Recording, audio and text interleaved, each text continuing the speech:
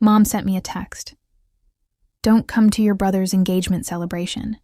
The guest list has already been finalized. So I set my phone face down on the desk, inside the White House, and quietly canceled the car that had been waiting outside. 3 hours later, my brother called, his voice shaking with anger. How could you do this to our family?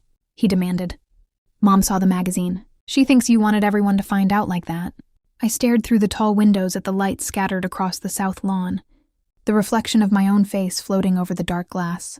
The magazine lay folded beside me, my photograph splashed across the cover, beneath a headline celebrating a confidential diplomatic breakthrough that had unexpectedly thrust me into the national spotlight. I hadn't leaked the story. I hadn't even known it was coming. But my mother had decided that my success had overshadowed her favorite son before his biggest night. The silence in my office felt heavier than the accusations pouring through the phone. For years, I had been invited to family gatherings only when someone needed money, influence, or quiet problem-solving. Birthdays, holidays, anniversaries. I was always the dependable backup, never the center of anyone's pride. My younger brother was the golden child, protected from every consequence, praised for every ordinary achievement. I convinced myself that love simply looked different in our family. That text proved I had been lying to myself. I imagined the ballroom glowing with chandeliers, relatives raising champagne glasses, my empty chair explained away with whatever story my mother found most convenient. Maybe she told them I was too busy. Maybe she told them I thought I was too important. She had always been gifted at rewriting reality. Then I looked down at the magazine again. The irony was almost elegant. The one thing she feared most, that people would compare her sons, had happened without me saying a single word. I hadn't walked into the engagement party. I hadn't stolen anyone's attention. I had obeyed her perfectly, and somehow I was still the villain. My name had appeared in government briefings, international reports, and now on the cover of a national magazine, but inside my own family, I was still treated like the child who should quietly make everyone else's life easier. Success had never changed the role they assigned me.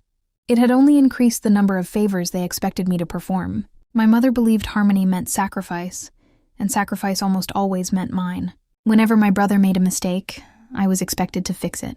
Whenever he wanted something, I was expected to understand. If I protested, I was called selfish. If I stayed silent, my silence became permission for the next disappointment.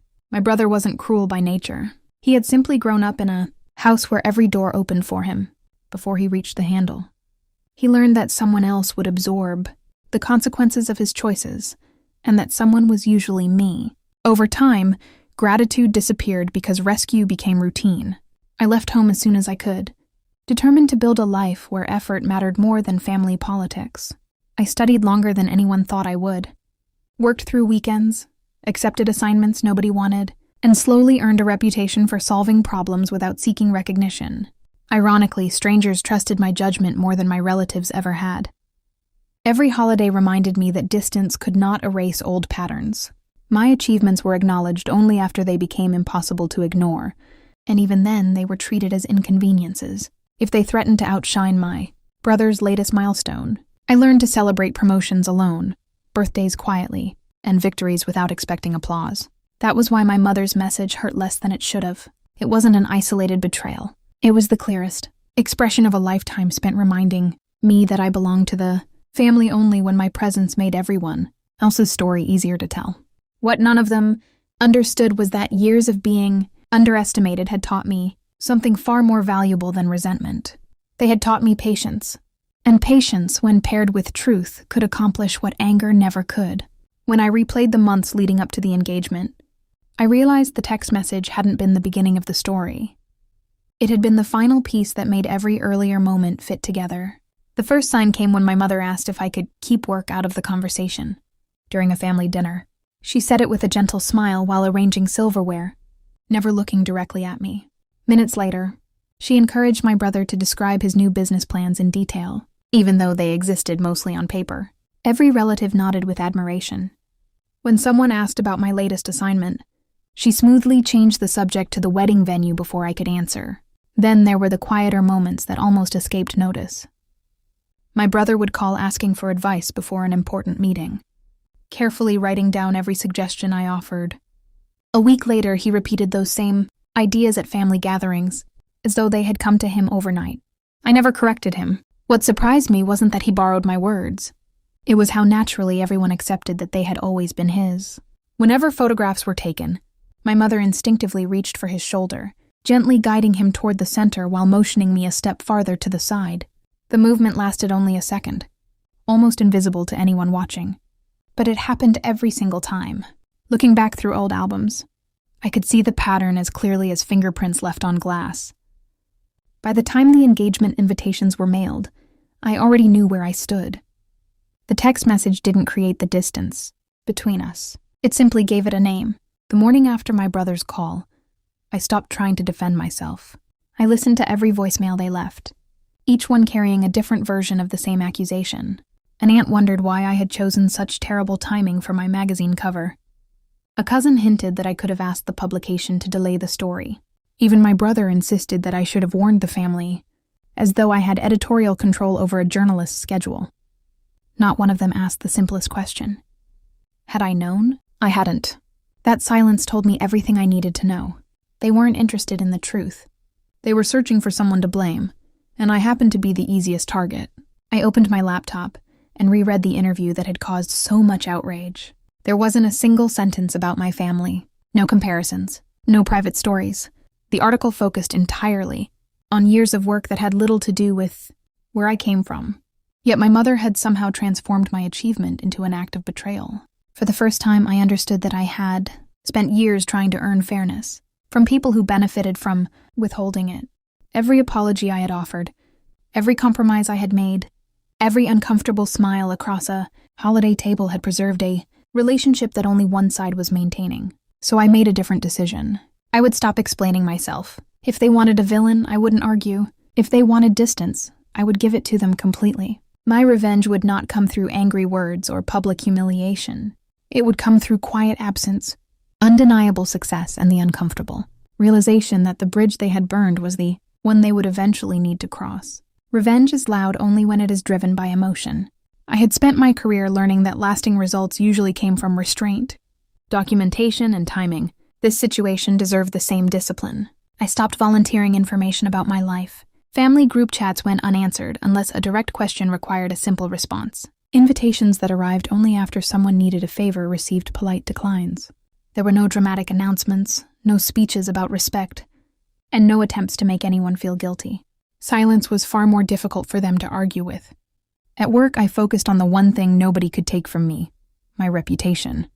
Years in public service had taught me that credibility is built one careful decision at a time.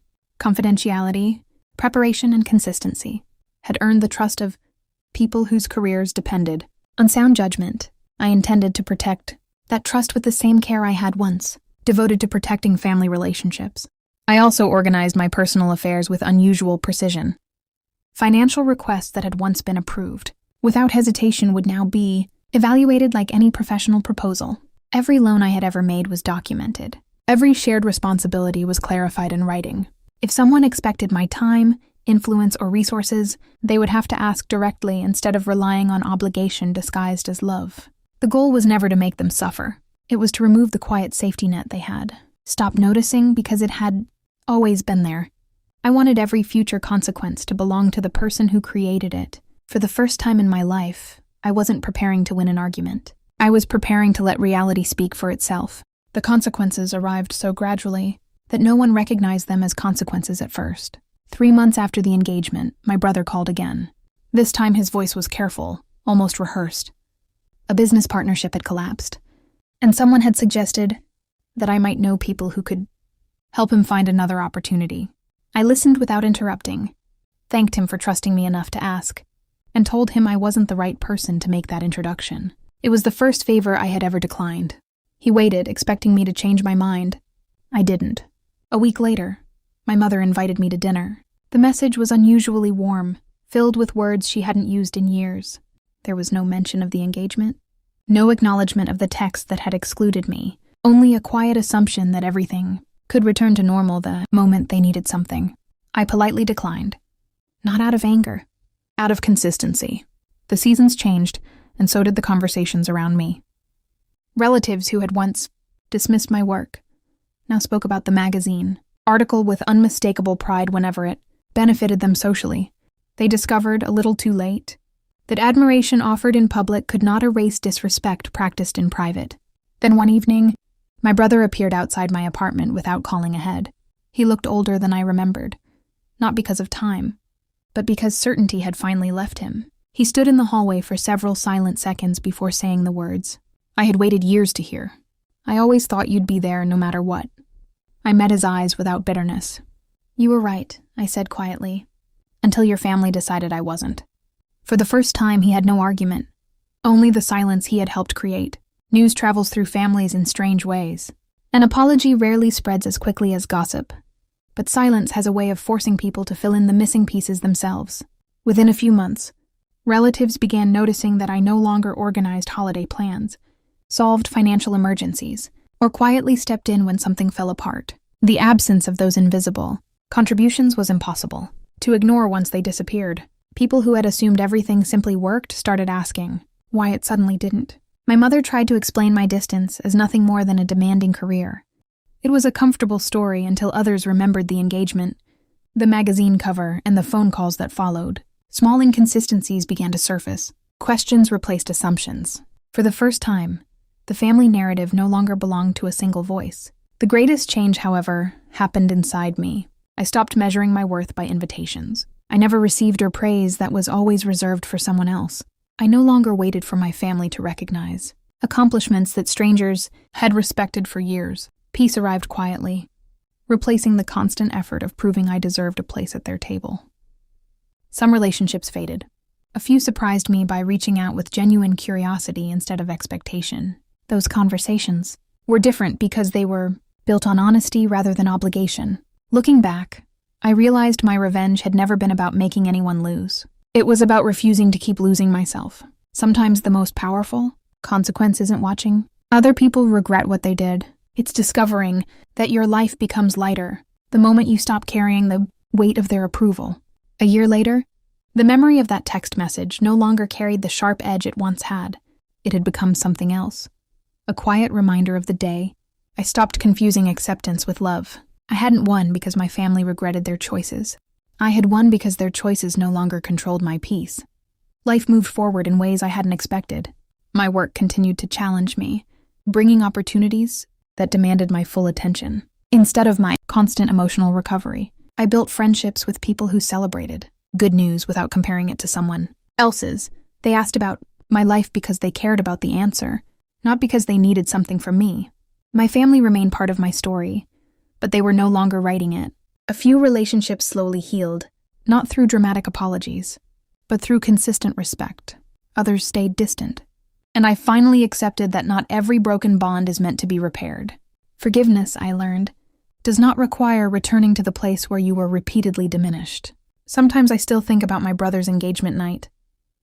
I picture the empty chair they insisted should stay empty, believing my absence would protect someone else's moment. They never realized that they weren't excluding my presence.